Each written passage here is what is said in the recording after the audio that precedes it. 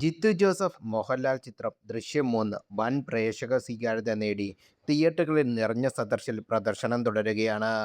Cinema തിയേറ്ററിലെത്തി വെറും 58 മണിക്കൂർ കൊണ്ടാണ് ദൃശ്യം 3 100 കോടി ക്ലബിലെത്തുന്നത്. റിലീസ് ചെയ്ത് 7 ദിവസം കൊണ്ടാണ് ചിത്രം 200 കോടി ക്ലബിൽ നേട്ടമുണ്ടാക്കിയത്.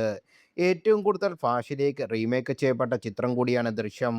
ദൃശ്യം ആദ്യ ഭാഗം ഇന്ത്യയിൽ തമിഴ്, തെലുങ്ക്, കന്നഡ, ഹിന്ദി എന്നീ ഭാഷയിലേക്ക് റീമേക്ക് ചെയ്യപ്പെട്ടിരുന്നു. ദൃശ്യം 2 തമിഴ് ഒഴികെ മറ്റ് 3 ഭാഷകളിലും റീമേക്ക് ചെയ്തിരുന്നു. ദൃശ്യം 3യുടെ ഹിന്ദി റീമേക്കിന് മാത്രമേ കരാർ ആയിട്ടുള്ളൂ.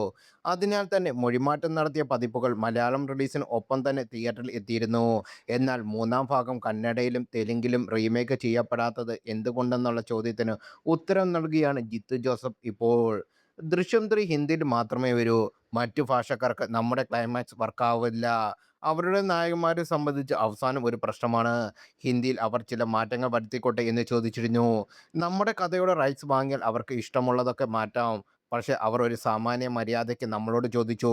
ജിത്തു നമുക്ക് ഈ രീതിയിൽ അവിടെ ബുദ്ധിമുട്ടാണ് എന്ന് പറഞ്ഞു. അതൊന്ന് മാറ്റിപ്പിടിക്കേണ്ടി വരും എന്ന് പറഞ്ഞു. ഞങ്ങൾ അതൊന്ന് ചെയ്തോട്ടെ എന്ന് ചോദിച്ചു.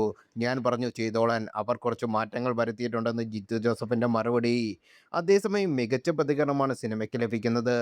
ദൃശ്യത്തിൻ്റെ മൂന്നാം ഭാഗം മികച്ച ദൃശ്യാനുഭവമായി മാറിയെന്നാണ് ക്ലൈമാക്സിന് ശേഷം തിയേറ്ററിലൂടെ പ്രേക്ഷകരുടെ കയ്യടികളുടെ തെളിവുകൾ. മോഹൻലാലിനൊപ്പം മീന, എസ്തർ അനിൽ, അൻസിബ, സിദ്ദിഖ്, ആശാ ശരത്ത്, മുരളി ഗോപി എന്നിവരും ദൃശ്യം 3യിൽ പ്രധാന വേഷത്തിൽ എത്തുന്നുണ്ട്. എമ്പുരാൻ, തുടരും എന്നീ ചിത്രങ്ങൾക്കും മോഹൻലാൽ നായകനായി 200 ക്ലബിൽ കയറിയവയാണ്. രണ്ടാം വാരം എത്തിയപ്പോൾ 500 തിയേറ്ററുകളാണ് കേരളത്തിൽ ദൃശ്യം 3 പ്രദർശിപ്പിക്കുന്നത്.